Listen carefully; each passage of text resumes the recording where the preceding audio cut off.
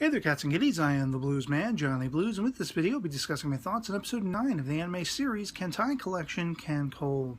And this was a really interesting episode to me. Of course, much as we were promised toward the tail end of the previous episode, this is all about Yudachi receiving an upgrade and sort of the ramifications of that upgrade. You know, we start this episode very fascinatingly where everyone's almost reacting to like an emergency scenario on the beachhead, and there's Yudachi being observed to be glowing. This energy is like, you know, risen so much inside her, and I really feel bad that we didn't actually have it explained exactly what was going on necessarily. I mean, at one point in the episode, sort of 3/4 of the way through it, the other shoe does drop and we see why this happened, but we don't necessarily get the hows of what's going on in this particular upgrade effect. They basically rush Yudachi to the garage, and there's some comedic stuff with Fubuki and Mutsuki trying to find her. They walk in on like Oichi and Kitakami, who are, you know, sizing their weapons and checking them and all that stuff. And Oi is, you know, sort of self-conscious about whether Kitakami thinks she, you know, gained weight and all this kind of stuff. It actually made me laugh out loud. We see Kongo having sort of enticing dreams about the Admiralty and everything. And so those were comedic moments, but there's this sort of shock, you know, for me, not being familiar with the game and not knowing the characters sort of transitioning their looks and everything like that. What exactly was an upgrade going to mean for Yudachi? And we basically see that her appearance has so drastically changed that even her closest, nearest, and dearest friends, Fubuki and Mutsuki, do not recognize her. She's pointing out, and they're like, "Are you Yudachi's older sister?" and stuff like that.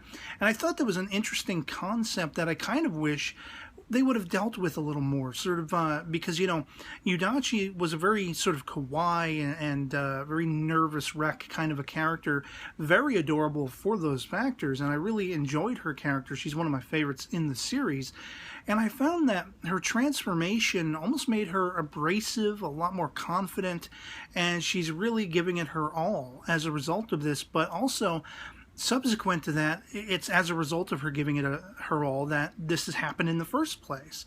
And Fubuki, she's very much kind of put off by this. She's kind of jealous. She kind of feels like self-conscious to her own nature because, you know, this is the character we've seen develop the most and come the furthest as far as finding herself and being able to, you know, just live up to all the expectations, become the flagship of her little mobile unit and all this kind of stuff.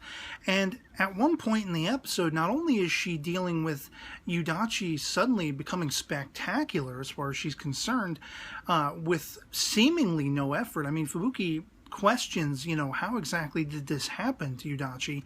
And that's where that other shoe drops that we find out after, you know, basically Fubuki has been mulling this over. She's been ordered by the Admiralty, an order passed down through Nagato as usual, that Fubuki is to be sent back to the Naval District, and this is a crushing blow to her. Of course, she doesn't know in that moment what exactly the reasoning is.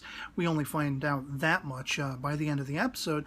But she feels like I've come so far and I've done my best and I've put all my effort into doing the best I can possibly do. And she really has, you know, Fubuki has really led these characters and been someone to aspire toward. I've said this very early in, you know, watching and reviewing this series. And so much so do we find that this is what inspired Yudachi to work harder. In the mornings when we haven't seen her, when Fubuki hasn't seen her, she's been training and pushing herself because of the example Fubuki has basically given to her. And other of the Fleet Girls are also, you know, basically having the same kind of reaction. So it's, you know, interesting the heart-wrenching level of Fubuki just feeling like it was all for naught. You know, what did I do wrong? Did I screw up? You know, is this my fault? And Mutsuki is just heartbroken. She's trying to seek out her friend and everything like that. You know, we basically see that once Fubuki goes running, she runs into Kongo, and Kongo's trying to comfort her, and Hiei is there, well, almost incredulous, like, why is Kongo hugging her and all this stuff, which was somewhat, you know, comical amidst that heart-wrenchingness of Fubuki's dilemma. And then, of course, we find out that the characters are going to be returning to the Naval District anyway. It's almost like a double blast to the chops, because here Fubuki thought, you know, she was being sent back for having some wrongdoing or messing up somewhere along the way. And the other characters are told by the Admiral to report back to the Naval District as well, unbeknownst at that point to Fubuki and Mitsuki, and, you know, they're making their way back on their own kind of situation. And it's interesting to me because the whole sort of purpose about this, the Admiral apparently stayed back at the Naval District or had returned there at some point. And we see that it's come under attack by Abyssals, you know, that one-eyed now sort of Abyssal leader.